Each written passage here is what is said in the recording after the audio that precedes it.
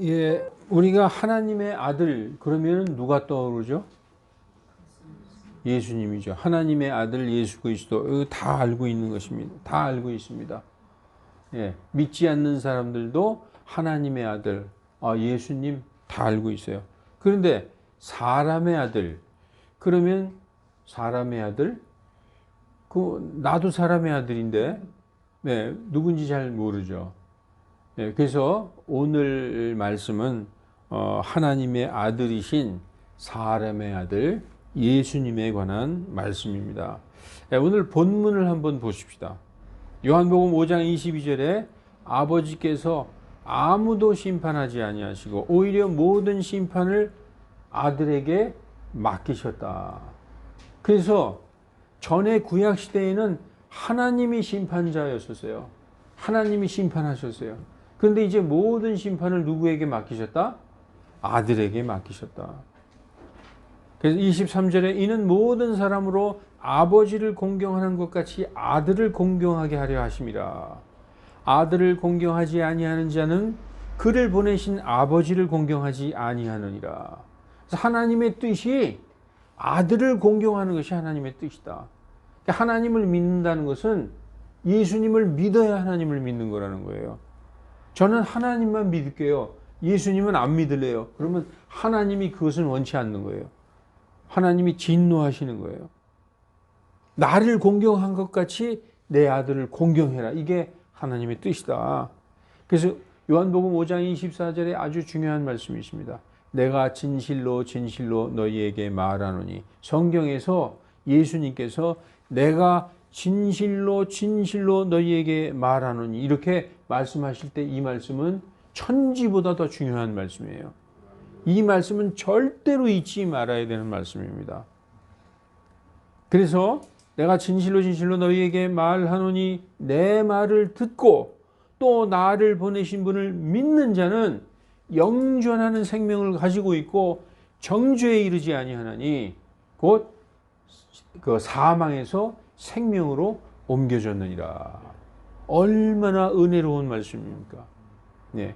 예수님께서 그렇게 말씀하셨어요. 내 말을 듣고 나를 보내신 내 아버지 하나님을 믿는 자는 영존하는 생명, 영원히 존속하는 everlasting life를 가지고 있고 정죄에 이르지 않는다는 거예요. 정죄. 이게 굉장히 무서운 얘기예요. 정죄가 뭔지 아십니까? 정죄. 땅, 유죄. 이게 정죄예요. 너는 유죄다, 유죄. 우리가 법정에서 심판을 받을 때 유죄 판결 받느냐, 무죄 판결 받느냐, 죄인이 달달달달 떨고 있잖아요. 야, 이건 내가 유죄 판결 받으면 난 끝장이다. 근데 땅 쳐서 무죄라는 거예요. 예수님의 말을 듣고 아버지를 믿는 자들은 정죄에 이르지 않는다. 무죄라는 무죄. 유죄가 아니라는 거예요. 정죄라는 것은 죄가 있다. 유죄 판결이라는 것이요. 그러니까 우리에게는 유죄 판결이 없다는 거예요. 영존하는 생명이 있고 정죄에 이르지 아니하나니 사망에서 생명으로 옮겨졌어요. 더 이상 사망이 우리에게 아무런 힘을 쓸 수 없다는 거예요. 사망은 우리하고 상관없어요. 완전한 생명으로 옮겨졌다. 이런 말씀을 하고 있는 것입니다.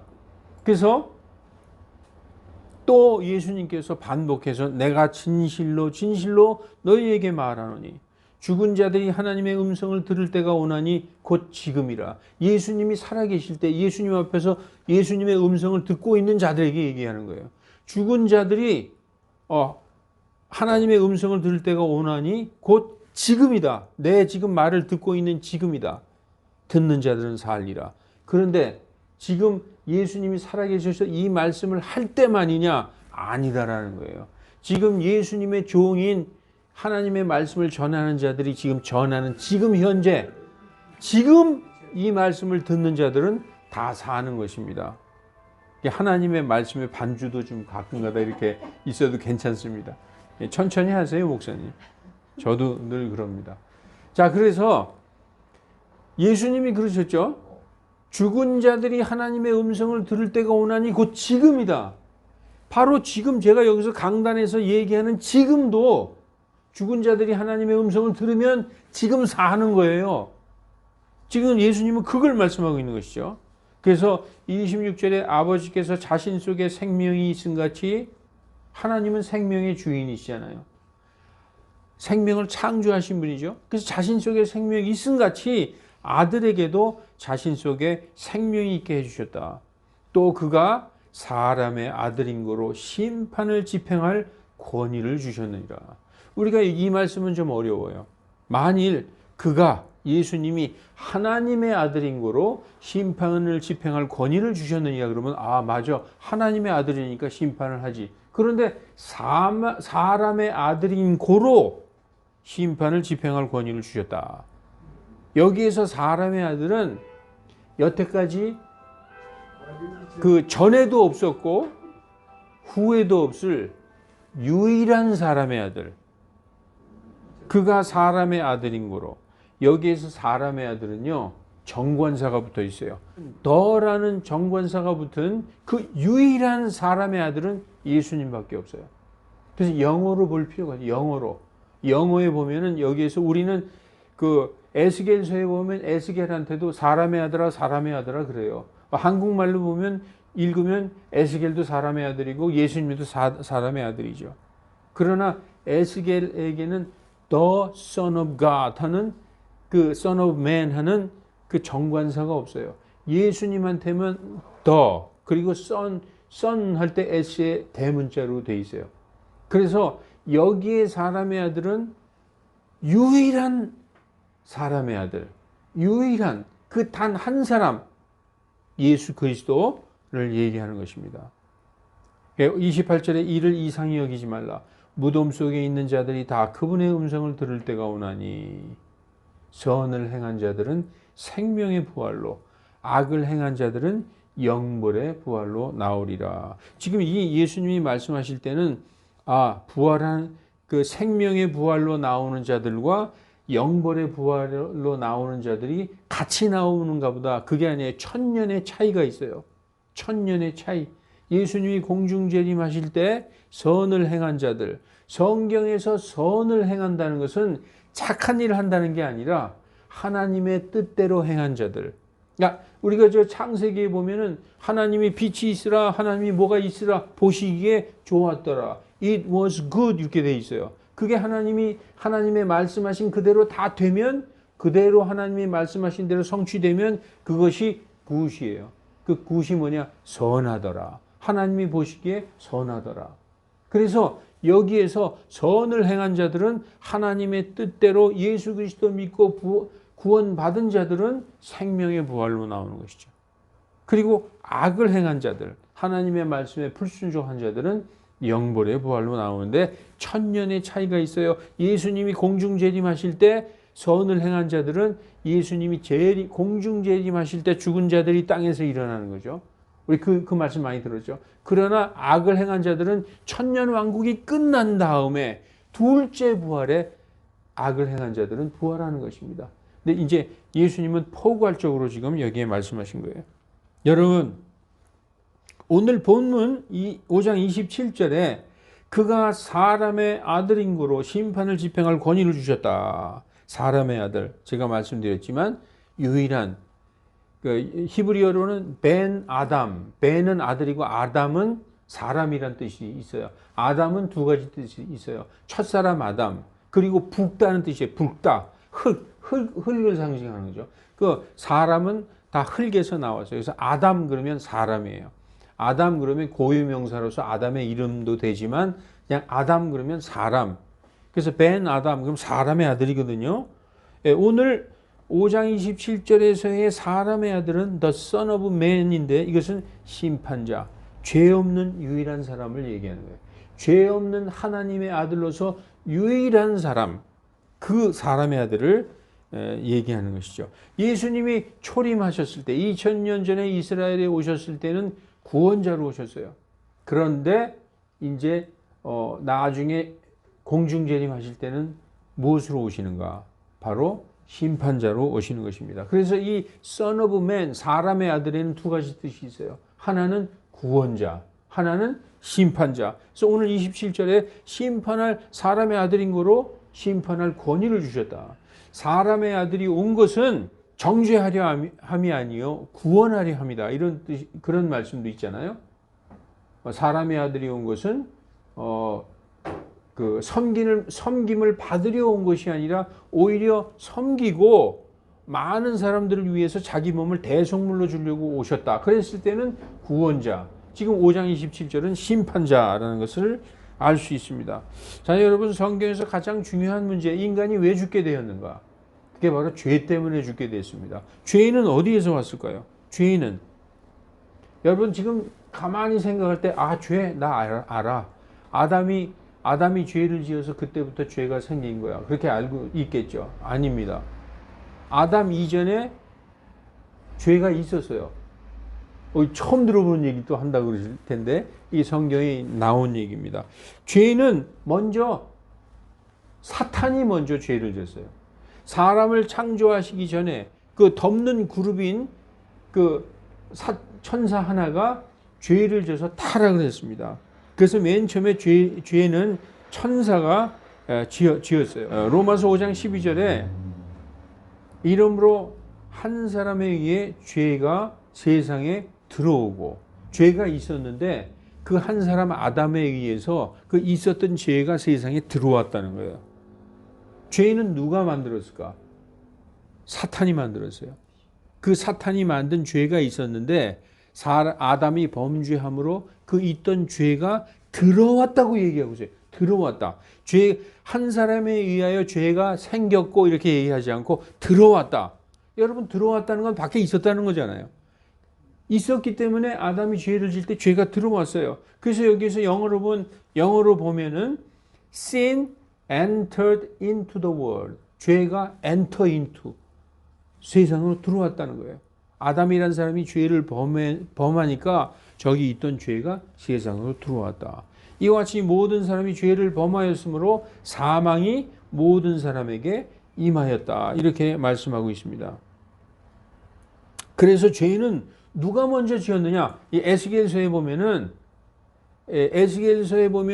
두로의 왕을 그 이스라엘 북쪽에 두로와 시돈이 있잖아요. 그 두로의 왕을 사탄에 비유해서 말씀하면서 두로를 마침 사탄처럼 사탄에 비유해서 말씀하셨는데 에스겔 28장 15, 16절에 보면 내가 창조된 날부터 천사죠. 천사 덮는 그룹이라는 그 천사 내가 창조된 날부터 내가 내 길들에서 완전하였는데 마침내 내 안에서 불법이 발견되었도다. 내 상품이 많음으로 그들이 내 한가운데를 폭력으로 가득 채우매 내가 죄를 지었도다. 그죠? 아담이 죄 짓기 전에 천사가 먼저 죄를 지었어요. 그래서 천사는 하나님부터 쫓겨나서 땅으로 내려와서 에덴 동산에 있는 아담을 유혹한 거죠. 그래서 그 있던 죄가 아담이 범죄함으로 세상에 들어온 거예요. 그죠? 이해가 되십니까? 우리는 아담 때문에 죄가 처음에 시작됐다. 그렇게 생각하고 있는데 죄는 사탄이 먼저 지은 거예요. 그런데 그래서 죄가 있던 죄가 아담이 범죄함으로 세상에 들어왔다. 여기 성경에 내가 죄를 지었도다. 그러므로 내가 너를 더럽게 여겨 하나님의 산에서 쫓아내리라. 죄 지은 천사가 하나님께 쫓겨난 것이죠. 오 덮는 그룹아. 이 덮는 그룹이 바로 루시퍼, 사탄이라는 것이죠. 내가 너를 불타는 돌들 한가운데서 끊어 멸하리로다. 그러니까 창세 이전에 그 사탄이 죄를 지어서 쫓겨난 일이 미리 있었죠. 그 쫓겨난 사탄이 하나님께서 창조하신 사람들에게 와서 사람을 유혹했다. 그렇게 성경은 말씀하고 있습니다. 또 이사야서에도 이번에는 사탄을 바벨론 왕에게 비유해서 말씀하고, 아까는 두로의 왕을 사탄에 비유해서 말씀했지만 이사야서에서는 바벨론 왕. 그래서 이사야서 14장 4절에 너는 바벨론 왕에 대하여 이 격언을 지어 이르기를 학대하던 자가 어찌 없어졌는가. 그렇게 당당하던 자가 어디로 사라져 버렸어요. 망했다는 거죠. 황금의 도시가 어찌 없어졌는가 하라. 이사야서 14장 12절에 오 아침의 아들 루시퍼야. 이 사탄의 이름이 루시퍼가 이제 개역 성경에는 없어요. 킹제임스 성경에만 루시퍼라는 이름이 있어요. 사탄이 굉장히 기분 나빠하죠. 자기의 본명이 여기 나오니까. 예, 그래서 내가 어찌 하늘에서 떨어졌는가? 떨어졌다는 거예요. 왜 떨어졌을까? 죄를 짓고 아까 그랬죠? 끊어졌다. 민족들을 약하게 만든 자야 내가 어찌 끊어져 땅으로 떨어졌는가? 내가 내 마음속으로 이르기를 이게 어떤 죄를 지었느냐? 내가 하나님과 동등하게 되리라.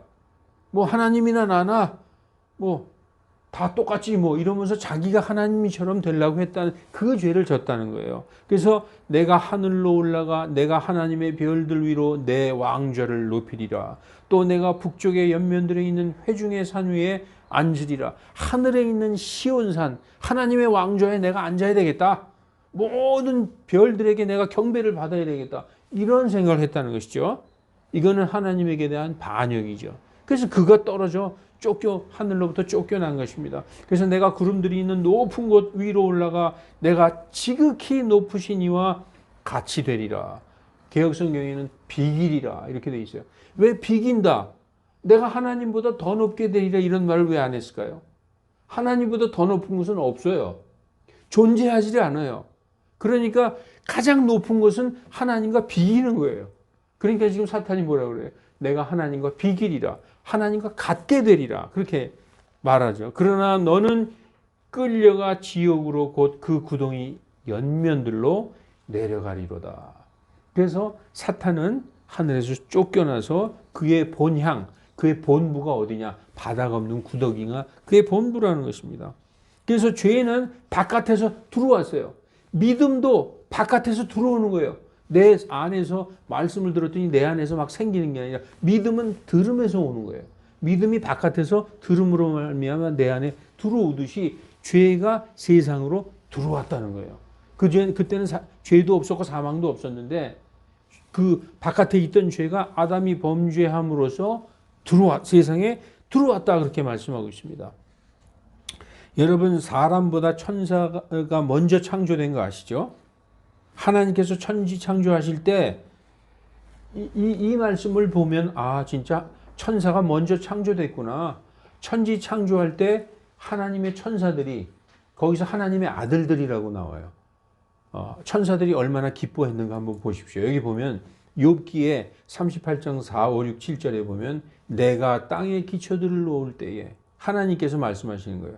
이제 마치 사람처럼 우리가 건축할 때 땅에 기초를 파잖아요. 그러니까 이제 그런 식으로 천지 창조할 때 내가 땅에 기초들을 놓을 때 네가 어디 있었느냐 욥에게 물어보는 거죠. 네가 뭐 다 안다고 그러는데 내가 천지 창조할 때 너 어디 있었느냐? 네게 뭐 명철이 있거든 밝히고 와라.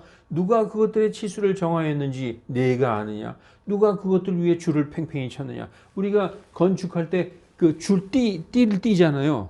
이렇게 수평해가지고 먹으로 띠를 띠듯이 하나님이 마치 건축하듯이 이렇게 사람이 건축하듯이 이렇게 말씀하고 있는 것입니다. 그것의 기초들을 어디에 고정하였느냐? 혹은 그것의 모퉁이돌을 누가 놓았느냐? 이 천지 창조할 때 다 내가 할 때 욥 너는 어디 있었느냐? 네가 뭘 안다고 자꾸 그러느냐 하고 욥을 책망하시는 거예요. 그러면서 38장 7절에 어느 때에 새벽별들이 함께 노래하고 하나님의 모든 아들들이 기뻐 소리를 질렀느냐. 천사들이 하나님이 천지 창조하실 때 막 기뻐하고 소리 질렀다는 거예요. 그거 새벽별들, 하나님의 아들들. 여기서는 이 하나님의 아들들이 바로 천사를 의미하는 것입니다. 따라서 사람보다 천사가 먼저 창조됐고 사람보다 천사가 먼저 범죄했다는 거예요. 아까 우리가 에스겔 28장 16절 그래서 천사가 지은 그 죄가 세상으로 한 사람이 범죄함으로 들어왔다. 죄는 아람이 타락하기 전에 이미 존재했었다. 사탄이 아담과 이브를 유혹하여 범죄했을 때 죄가 come into the world 이렇게 세상으로 들어왔다는 것이죠. 자, 사람의 아들이 무엇이냐? 벤 아담, 사람의 아들. 하나님은 자신의 형상대로 사람을 창조하시고 자신의 모양에 따라 사람을 지으셨어요. 예. 우리 그거 다 창세기에서 배우셨죠? 하나님이 자신의 형상에 따라. 그래, 그 창세기 보면 우리가 우리의 형상을 따라 우리의 모양대로 사람을 만들자. 그렇게 그 말씀이 나와 있지 않습니까? 그 자신의 형상과 자신의 모습대로 지은 사람을 사랑하셨어요. 왜냐? 여러분 자기 아들, 딸 보면은 사랑 안 할래야 안 할 수가 없죠. 거기에서 내 모습이 보이잖아요. 내 아내의 모습도 보이고 내 남편의 모습도 거기에 보인단 말이죠. 그러니까 하나님도 인간을 보면 하나님의 그 형상과 모양이 거기서 보신다는 거죠. 그래서 자신의 마음과 자신의 모습을 담아서 창조하셨기 때문에 하나님은 사람을 그렇게 사랑하셨습니다. 어느 정도로 사랑하셨느냐? 자신의 독생자, 자신이 유일하게 낳은 아들, the only begotten son, 유일하신 독생자를 내어 주실 정도로, 그렇게 우리를 십자가에 내어 주실 정도로 사랑하셨어요. 하나님의 특성은 뭐냐? 하나님은 받으시는 분이신가요? 여러분, 하나님은 받치면 좋아하실까요? 하나님의 속성은, 하나님의 특징은 100% 주시는 분이 하나님이에요. 사람들은 하나님이 뭔가 받으시는 분으로 알고 있는데 하나님이 막 웃으세요, 하늘에서. 하나님이 뭐라 그러신지 알아요? 아니, 저 들에 있는 들짐승도 다 내 것이고, 저 산에서 열리는 모든 과일과 모든 천지와 그 안에 있는 것이 다 내 것인데 너희가 무엇을 나에게 바치겠느냐? 이미 지금 너희 자신도 내 것인데 무엇을 바친다고 얘기하겠느냐? 하나님은 받으시는 분이 아니시라 오직 주기만 하시는 분이에요. 주는 분. 하나님은 우리에게 무엇을 원하실까요? 무엇을 받기를 원하실까요? 오직 우리의 마음을 주길 원하는 거예요. 무슨 물질을 가지고, 양 가지고, 염소 가지고, 금덩어리 가지고 나오는 걸 원하는 게 아니라 하나님은 오직 마음을 주기를 원하시는 거죠. 여러분 아들도 그러잖아요. 아들들이 정말 마음으로 부모를 사랑하기를 원하죠. 그래서 하나님은 자신이 사랑하는 우리 사람들을 구원하시기 위해서 얼마든지 마음대로 용서하실 수도 있어요. 아담이 죄를 져서 내가 참 너무 사랑하는 아담인데 어떡하지? 내가 용서해 줄게. 됐어. 다음부터 그러지 마. 이렇게 하실 수도 있는데, 그리고 하나님은 토기장이시기 때문에 마음대로 그래, 그건 내가 알아서 할게. 네가 죄 진 거 내가 없는 걸로 할게. 하실 수도 있다는 것이죠. 이게 하나님의 절대 주권으로 살리시기도 하시고 용서하시기도 하시고 죽이기도 하시고 다 할 수 있어요. 자신의 절대 주권, 절대 권능으로. 그러나 하나님은 자신의 절대 주권을 사용하지 아니하시고, 다시 말해서 하나님은 무조건 용서하지 아니하시고, 하나님이 용서하셨다는데 누가 뭐라 그럴 거예요? 아담이 죄를 지어서 내가 용서할게. 네가 잘 모르고 그랬구나. 하실 수 있는데도 그렇게 용서하지 않으시고 사람의 죄를 사람이 속하게 하셨어요. 하나님이 속한 게 아니라 사람이 사람의 죄를 속하게 하셨다. 예. 여러분, 우리가 비유를 한번 들어서 제가 얘기해 볼게요. 아들아이가 어린데 지금 10살인데 나가서 동네에서 놀다가 큰아이들하고 이렇게 놀다가 싸워서 신나게 터지고 코피 흘리고 돌아왔어요. 아빠가 속상하잖아요. 어떤 놈이 그래서 아빠가 그러면 나가서 그 아이하고 싸운 아이를 막 신나게 패주나요? 야, 아빠가 다 두들겨 패줄게. 원수 다 갚아줄게. 그러면 그 바보죠. 우리도 그렇게 하지 않아요. 하나님은 아담이 죄 진 거 하나님이 용서해 줄 수 있지만 하나님이 나서서 그렇게 하지 아니하시고, 우리는 아들이 약해서 얻어맞고 왔어요. 그럼 어떻게 하죠? 태권도장에 보내잖아요. 그래서 열심히 운동하게 해서 그 아이 스스로가 싸워서 이길 수 있도록 힘을 길러주시죠. 하나님도 능히 용서해 주시고 다 커버해 주실 수 있는 거를 우리 인간의 힘으로 인간이 저지른 죄악을 인간이 용서받기, 그런 방법을 쓰셨다는 것이죠. 사람의 죄를 사람이 속하게 하신 거예요. 그게 왜 그러느냐? 하나님의 공의가 그렇게 만드신 거예요. 하나님은 그렇게 하실 수 있지만 하나님의 공의 때문에 사람이 죄 지은 것은 사람이 속하게 만드셨다. 그런데 거기까지는 좋아요. 아담의 후손인 우리 사람들은 우리 개인, 나 자신의 죄를 속할 능력도 그리고 남의 죄를 대속할 능력도 없으므로 우리는 아무것도 할 수 없으므로 심지어 내 자신의 죄도 속할 수가 없어요. 죄는 그 사람이 지은 죄는 자기가 속할 수 있나요? 없다는 거죠. 내가 속할 수 있다면 예수님이 필요가 없잖아요. 그래서 우리는 남의 죄를 속할 능력도 없고 내 죄를 용서받을 능력도 없으므로 하나님께서 사람을 구원하시기 위해서 하나님 자신이 사람과 동일한 육신의 모습으로 오셔야만 했다는 것입니다. 하나님 자신이 사람의 모습으로 오셔서 사람이 되셔서 사람이 죄 지은 것을 사람이 용서받는, 이해가 되십니까? 하나님이 하늘에서 용서해 주신 게 아니라 하나님이 직접 사람이 되셔서 사람의 모습으로 오셔서 그래서 사람의 죄를 용서받으시기 위해서 오셨다. 예. 그래서 죄의 싹은 사망이기 때문에 남을 구원하기는커녕 자기도 구원 못하고 사람들은 다 죽어요. 만약에 내가 이제부터 나도 구원하고 누구를 구원해야 되겠다. 근데 내가 나 자신도 구원하지 못하는데 내가 남을 구원할 수 있을까요? 그렇기 때문에 이 세상에서는 구원자가 단 한 사람도 없는 거예요. 그래서 하나님께서 사람은 할 수 없으므로 하나님께서 사람의 육신을 입고 이 땅에 내려오셨다는 거죠. 사람이 되어서 내려오셨다는 거죠. 예, 그래서 사도 바울은 로마서 7장 18절 20절에 내 육체 안에 죄가 거하고 있다. 내가 내 육체 안에 가만히 보니까 내 안에 죄가 거하고 있다. 죄가 거하고 있는 사람은 남을 구원할 수가 없어요. 자기 자신도 자기 죄 때문에 죽기 때문에 남을 구원할 수가 없다. 그래서 남을 구원하실 유일한 사람은 바로 죄가 없는 하나님의 아들로서 사람의 몸을 입고 태어난 사람의 아들, 바로 예수 그리스도밖에 없다는 것입니다.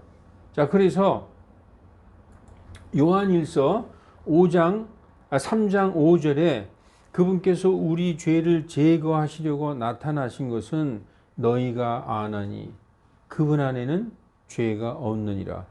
그러니까 죄가 없는 사람만 남을 대신해서 남을 구원할 수 있다는 것이죠.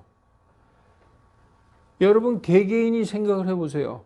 내가 내 자신도 죄인인데 그래서 내 죄 때문에 내가 죽는데 내가 어떻게 남을 구원할 수 있느냐. 사람 중에서는 구원할 자가 아무도 없다는 것이죠. 그래서 죄 없는 하나님의 아들이 사람의 이 육신을 입고 이 땅에 오셨다는 것입니다. 그래서 그 사람의 아들, 그 하나님의 아들이신 사람의 아들 안에는 죄가 없다. 그렇게 말씀하고 있습니다. 여러분 우리가 살살 잠이 오니까 하나 좀 비교해서 볼 게 있어요. 비교해서 한번 보십시다. 우리가 아까 요한복음 5장 24절을 봤죠. 이 말씀 중요한 말씀. 킹 제임스 성경에는 내가 진실로 진실로 너희에게 말하노니 내 말을 듣고 또 나를 보내신 분을 믿는 자는 영존하는 생명을 가지고 있고 정죄에 이르지 아니하나니 사망에서 생명으로 옮겨졌느니라. 이렇게 되어 있어요. 그럼 개역 성경은 어떻게 되어 있을까요? 다 똑같은데 정죄에 이르지 아니하나니가 아니라 심판에 이르지 아니하나니 사망에서 생명으로 옮겨졌느니라. 이 차이가 별로 없죠? 어떻게 생각하세요? 정죄에 이르지 않는다. 심판에 이르지 않는다. 개역 성경은 여기에서 이게 잘못된 말씀입니다. 모든 사람은 다 심판을 받아요.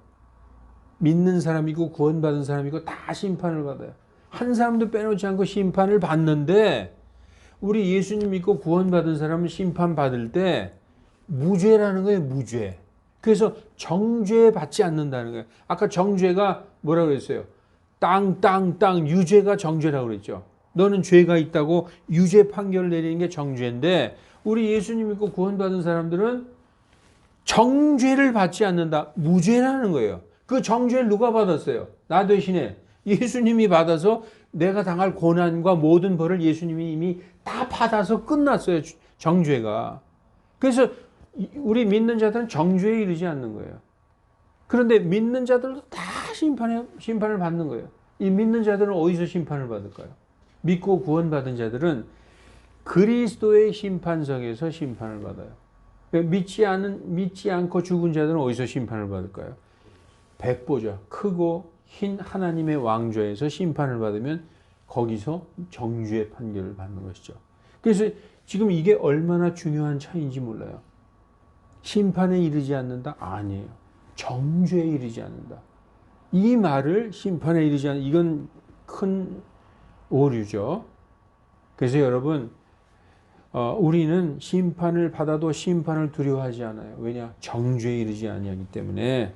자, 그러면은 모든 사람이 심판을 받는다는 말이 어디 있느냐? 유다서 1장 15절에 있어요. 이는 모든 사람에게 심판을 지팡이 하사. 한 사람도 심판받지 않은 사람이 없어요.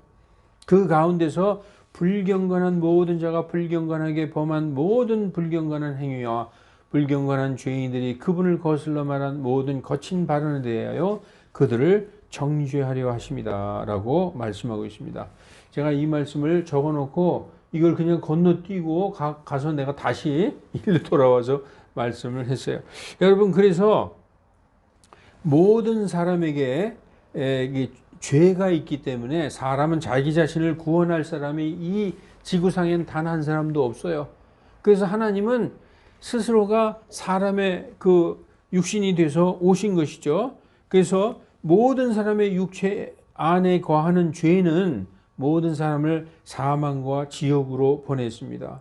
그래서 사도 바울도 오호라 나는 곤고한 사람이로다.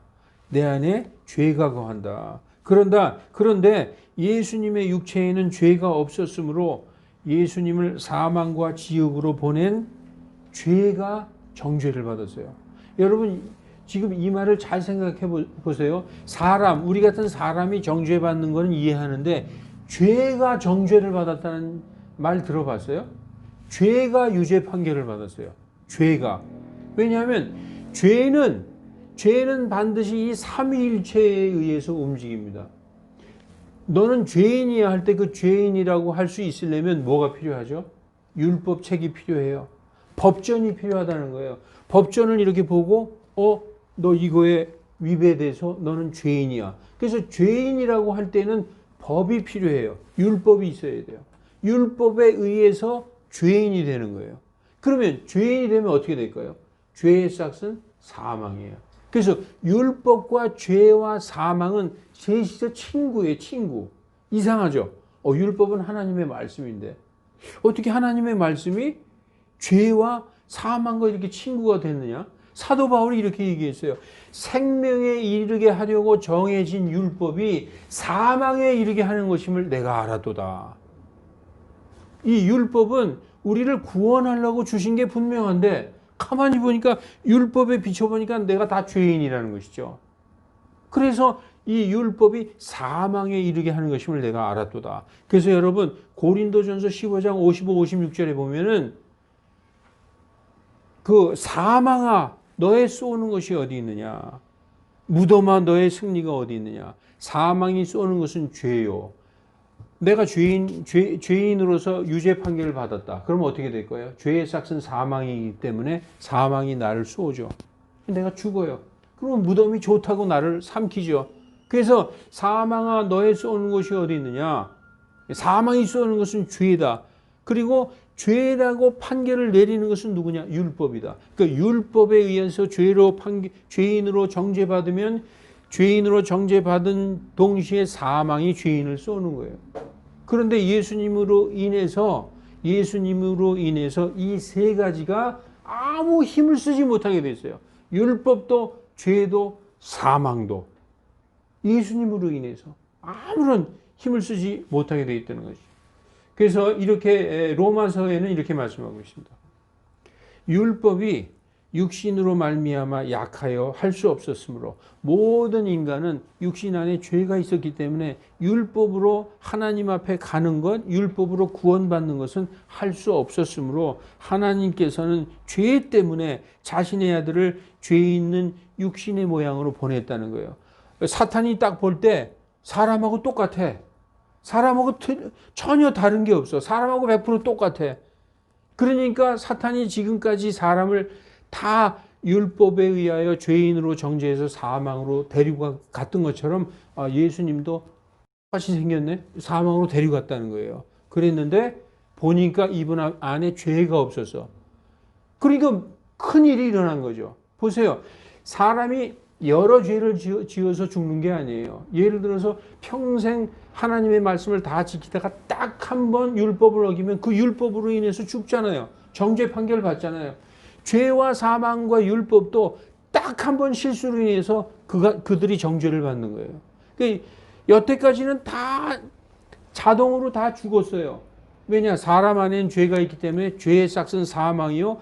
죽으면 율법에 의해서 죄인으로 판결받아가지고 죄의 싹은 사망이므로 죽음으로 데려갔어요. 문제가 없었어요. 근데 어느 날 누가 지옥에 내려왔는데 이게 큰 잘못이 생긴 거야. 죄가 없는 사람이 지옥에 왔다는 거예요. 그러니까 여기에 보니까 자신의 아들을 죄 있는 육신의 모양으로 보냈다는 거예요. 죄 있는 육신이 아니라 죄 있는 육신의 모양으로 보내줘요. 이게 하나님의 지혜라는 거예요. 사탄이 여기에 속은 거죠. 사탄은 이 사람도 똑같이 죄인인 줄 알았어요. 그래서 율법에 의해서 죄인으로 정죄해서 지옥에 내려보냈더니 그 사람은 죄가 없던 사람이에요. 그러니까 누가 죄를 진 거죠? 죄가 정죄받을 거예요. 그래서 여기 이렇게 써 있어요. 육신 안에서 죄를 정죄하셨느니라. 여태까지 죄는 사람을 죄인을 만들었는데 그 죄가 자신을 정죄한 거예요. 그래서 죄는 어떻게 되어 있어요? 죄의 싹은 사망이기 때문에 사망이 폐해진 거예요. 무슨 뜻인지 알겠습니까?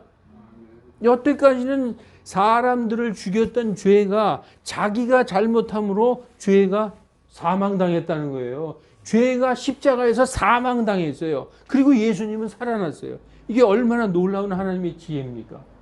여태까지는 그런 일이 없어서 다 자동으로 죄인이구나. 그러면 죽어야지. 사망으로 갔어요. 근데 이 사람도 죄인이지 사망이야. 지옥으로 내려갔는데 보니까 이게 잘못된 거야. 누가 잘못됐느냐?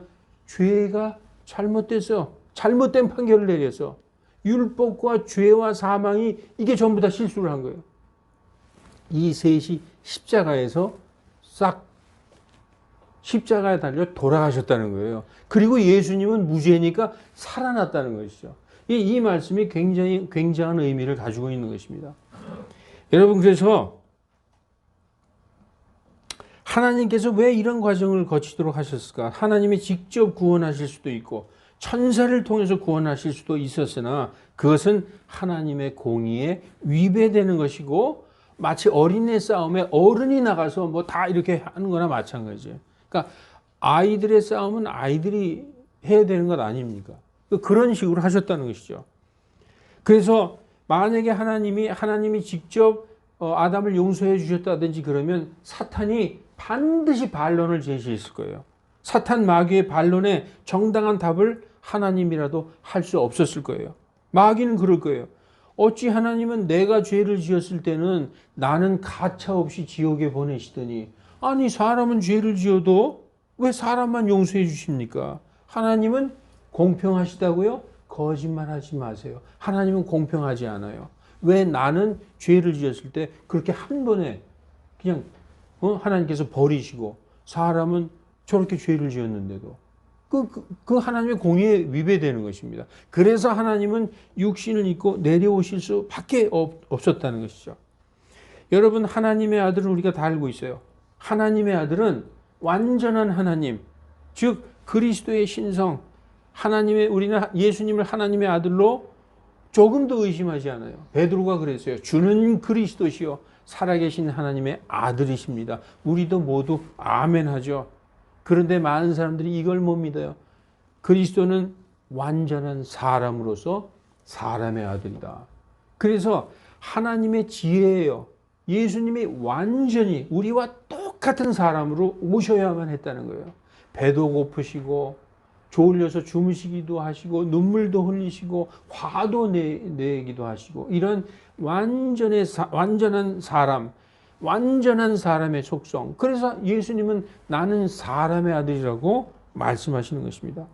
그러므로 하나님의 아들이 사람의 방식으로 오셔야만 했다. 완전한 하나님께서 완전한 사람이 돼서 사람이 저지른 죄를 사람이 속하는, 사탄이 아무 말도 못해요. 사탄이 반론을 제기할 수 없어요. 여러분, 그래서 빌립보서에서 그분께서는 하나님의 형체로 계신 거로 하나님과 동등하심을 강탈로 여기지 아니하셨으나 스스로 무명한 자가 되사 종의 형체를 취하시고 어떻게 되셨다? 사람이 되셨다가 아니라 사람의 모양이 되셨으며 사람의 방식으로 나타나서, 그렇죠? 이렇게 어머니의 뱃속에서 태어나셨잖아요. 사람의 방식으로 나타나서 자신을 낮추시고 죽기까지 순종하셨으니 곧 십자가의 죽음이라. 여러분, 이게 인간의 머리에서는 이런 것이 나올 수가 없는 것이에요. 이게. 그리고 예수님께서는 섬김을 받으려고 오신 것이 아니라 오히려 섬기려고 오셨다. 나는 섬김을, 누구예요? 세베대의 아들 요한과 그의 형제 야고보의 어머니가, 주여, 주님께서 그 왕국에서 왕좌에 앉을 때 우리 아들 하나는 오른편에 왼편에 앉아 주시옵소서 그랬더니, 너희는 그렇게 섬김을 받고 어떻게 출세해서 높은 사람 될 생각하느냐? 나는 섬김을 받으러 오지 않고 오히려 섬기려 왔다. 오히려 많은 사람들을 위해서 대속물, 죄를 대신 속해서 십자가에 달아 죽으러 왔다라고 말씀하고 있는 것입니다. 사람들은 그것을 제자들도 모르고 있었어요. 여러분, 성경에서 하나님의 아들이 나오는 가장 첫째 구절은 다니엘서입니다. 그리고 사람의 아들이라는 단어가 나오는 가장 첫째 구절도 다니엘서 7장 13절에 있어요. 하나님의 아들.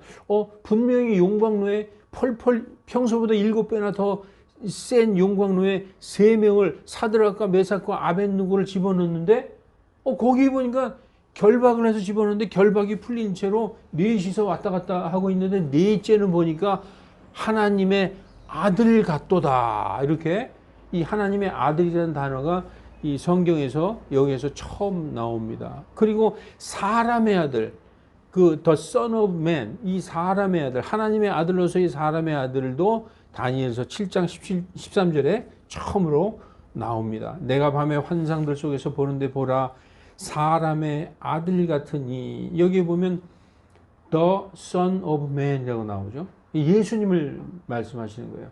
하늘의 구름들과 함께 와서 옛적부터 계신 이에게 나아가니, 이렇게 말씀하고 있습니다. 여러분, 천사들은 혼이 있을까요? 없을까요? 천사들은 혼이 있을까요? 없을까요? 여기 이제 중요한 말씀인데. 맞아요. 천사는 영이에요. 영적인 존재이기 때문에 혼이 없어요. 그래서 혼이 뭐지? 천사들은 혼이 도대체 뭐지? 혼의 구원? 그게 뭐지? 천사들은 혼이 없어서 몰라요. 그래서 이 베드로전서에 보면은 천사들이 혼의 구원이 뭔가 알고 싶어 했다는 거예요. 근데 그들은 혼이 없기 때문에 회개를 할 수가 없어요. 자, 베드로전서 1장 10절, 이 혼의 구원에 관하여는 베드로전서 1장 9절에 너희가 그분을 보지 못하나 그분을 사랑하는도다. 지금도 그분을 보지 못하나 그분을 믿고 영광이 가득한 이루 말할 수 없는 기쁨으로 즐거워하나니 너희 믿음의 결말, 너희 혼의 구원을 받음이라 그랬는데, 이 혼의 구원에 관하여는 이 대언자들이 부지런히 조사하고 탐구했다. 그런데 여기 보면은 베드로전서 1장 12절 끝부분에 이것은 복음을 선포한 자들이 하늘로부터 보내신 성령과 더불어 이제 너희에게 전한 것이요 천사들도 살펴보기를 갈망하는 것이다. 천사들이 간절히 알길 원한다는 거예요. 그런데 천사들은 몰라요. 왜냐? 혼이 없기 때문에. 여러분, 천사들은 영적인 존재들이죠. 혼이 무엇이며 혼의 구원이 도대체 무엇인가 알지 못합니다. 그러므로 그들에게는 회개라는 것이 없어요. 여러분, 혼의 속성 우리가 배웠죠.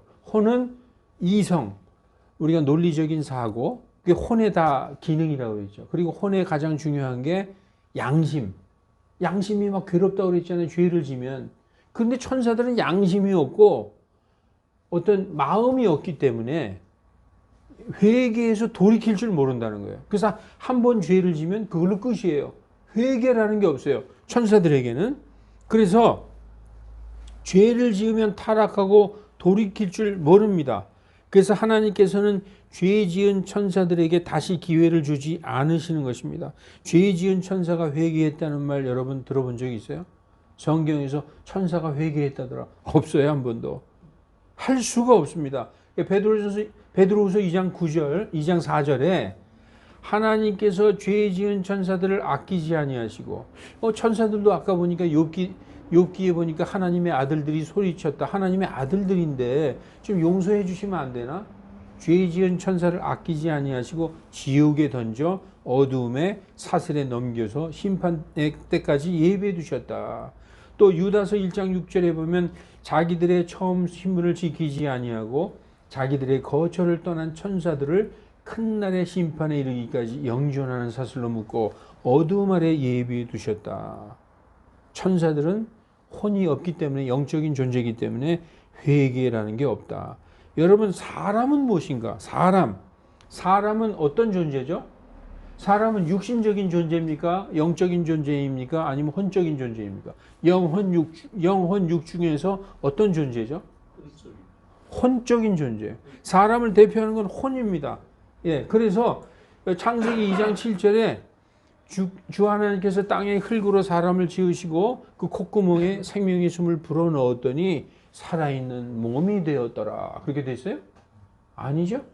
살아있는 혼이 되었더라. 사람을 대표하는 건 혼이에요. 그래서 사람은 육신적인 존재도 아니고 영적인 존재도 아니고 사람은 혼적인 존재다. 우리 혼이 우리를 대표하는 것입니다. 예, 그래서 산 혼, 이 살아있는 혼인 아담이 범죄했을 때 그는 스스로 자기를 구원할 수 없었어요. 반드시 자기를 살려주는 영이 있어야만 했어요. 그래서 고린도전서 15장 45절에 그러므로 기록되기를 첫사람 아담은 산 혼이 되었다 한 것 같이 개역성경에는 생령이 되었다 이렇게 되어 있어요. 생령이 되었으면 살려줄 필요가 없어요. 아무도. 살아있는 영이기 때문에. 그런데 산 혼이었기 때문에 그가 영적으로 죽었기 때문에 범죄했을 때 살려주는 영이 필요한 거예요. 그래서 예수님 마지막 아담이신 예수님께서는 살리는 영으로 퀴크닝 스피릿으로 오셔야만 했다. 그래서 마가복음 2장 17절에 예수님께서 들으시고 그들에게 말씀하시되 온전한 자에게는 의사가 필요가 없고 병든 자들에게라야 필요하니라. 내가 이 사람의 아들이 온 것은 의로운 자를 부르러 온 것이 아니라 죄인들을 불러 회개케 하려고 왔노라 말씀하시는 것입니다. 여러분, 교회는 누구의 집인 줄 알아요? 우리가 거룩한 사람들의 집이 교회인 줄 알죠. 구원받고 다 거룩하고 번듯하고 어떤 죄 안 짓고 그런 사람들이 오는 데가 교회가 아니라 교회는 죄인들이 오는 곳이에요. 가장 천하고 정말 세상에서 버림받고 한마디로 세리와 창녀의 친구가 누구예요? 예수님이 저기 멋진 바리새인들 그리고 아주 대단한 율법사들과 서기관들과 친구하셨어요? 예수님은 세리와 창녀들의 친구였어요. 교회에 정말 보잘것없고 우리가 무시할 만한 외적으로도 형편없고 이런 사람들이 오잖아요. 여러분은 섬겨야 돼요. 예수님도 섬기러 왔다고 얘기하셨어요. 그게 교회의 본질이 그겁니다.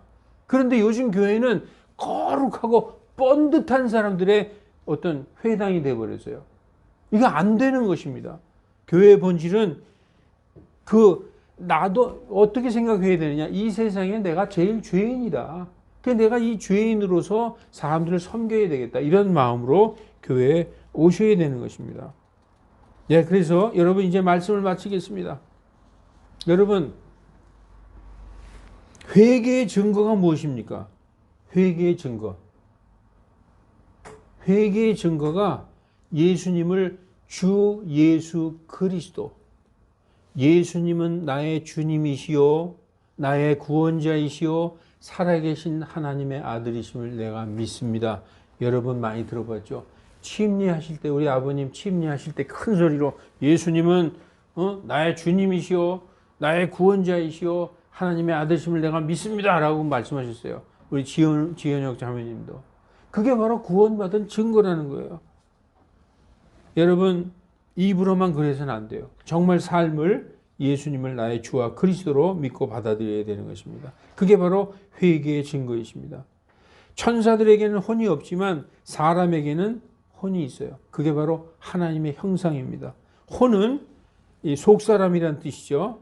이 우리의 내면에 어떻게 보면 마음이라고 할 수도 있고 양심이라고 할 수도 있어요. 그래서 여러분, 우리의 겉사람은 날로 썩어가지만 우리의 속사람은 날마다 새로워지는도다. 우리 겉사람은 점점 늙어가요. 그래서 나중엔 병들어 죽어요. 그렇지만 우리는 시간이 지나면 지날수록 점점 더 믿음이 강해지고 속사람은 날로 주님 앞에 새로워지는 것입니다. 그런 삶을 살아야 되겠습니다. 여러분, 그래서 혼은 속사람, 양심, 우리의 지정의, 이성, 마음, 양심으로 이해해도 무방합니다. 혼이 무엇인가? 이성, 양심, 마음, 지정의, 이성을 얘기하죠. 정, 마음, 의, 양심, 이렇게 이해해도 무방합니다. 그리고 사람은 이성으로 따져볼 줄 알아요. 이렇게 하나씩 따져볼 줄 알죠. 그래서 매듭을 원숭이한테 풀으라고 하면 못 풀어요. 근데 사람은 논리적인 사고가 있기 때문에 매듭을 하나씩 풉니다. 그래서 이성으로 따져보고 마음으로 감사하고 양심으로 괴로워해서 회개하기도 해요. 그게 바로 우리 사람의 혼이 작동하는 것이죠. 잘못을 깨닫고 돌이키기도 합니다. 여러분, 이거 하나만 물어보고 끝내겠습니다. 개나 돼지가 양심이 괴로워하는 것을 본 적이 있습니까? 돼지가 괴로워서 잠을 못 들고 막 마음을 치면서 눈물을 흘리고 그런 적 본 적이 있어요? 없죠? 아까 여러분 이해 못 하셨을 거예요. 천사들이 죄를 회개 못 한다고? 천사들은 혼이었기 때문에 회개하지 못해요. 양심이란 게 뭔지 몰라요. 그래서 혼의 구원이 무엇인가 그들이 알기를 갈망하지만 모른다는 것입니다. 우리 사람은 정말 하나님이 사랑하셔서 자신의 모습으로 만들어 주셨어요. 자신의 마음, 하나님의 내면에 있는 걸 우리에게 주셨고 하나님의 그 외면, 그걸 우리에게 주신 거예요. 얼마나 우리가 귀한 존재입니까? 여러분, 천사도 양심으로 괴로워하거나 회개하는 일이 없습니다. 혼의 구원은 반드시 회개를 전제로 해야 혼이 구원받는데, 여러분, 우리가 구원받을 때 1번이 뭐예요? 회개하여 예수 그리스도의 복음을 받아들여야 되잖아요. 근데 이 1번 회개가 안 되는 거예요. 천사들은. 그래서 회개는 잘못과 범죄에서 돌아서서 용서를 구하는 행위이지만 그걸 못한다는 거죠. 여러분, 우리는 회개한 사람들이죠. 회개의 본질적인 의미는 눈물 흘리고 내가 잘못했습니다, 이게 아니라 정말 근본적인 의미는 뭐냐? 세상의 길에서 돌이켜서 하나님의 길로 돌아서는 것, 그것이 회개인 것입니다. 기도하겠습니다. 거룩하신 하나님, 우리 주 예수 그리스도께서 하나님의 아들이신데 사람의 모양으로 오셔서 우리를 위하여 대속하신 것이 그 하나님의 놀라운 계획이요, 하나님의 지혜요, 하나님의 뜻인 줄 믿습니다. 이 예수님을 우리가 받아들이고 그 예수님의 말씀에 따라 살기를 원합니다. 예수님께서 원래 부여하셨으나 우리를 위하여 가난하게 되셨다고 하셨습니다. 그분께서 가난하게 되심으로 말미암아 우리를 부유하게 하려 하심이라 하셨으니 이제 그 은혜 받은 자로서 그 은혜를 받고 그 은혜에 감사하는 삶을 사는 우리들 다 되게 하여 주시옵소서. 감사드리며 주 예수 그리스도의 이름으로 기도하옵나이다. 아멘.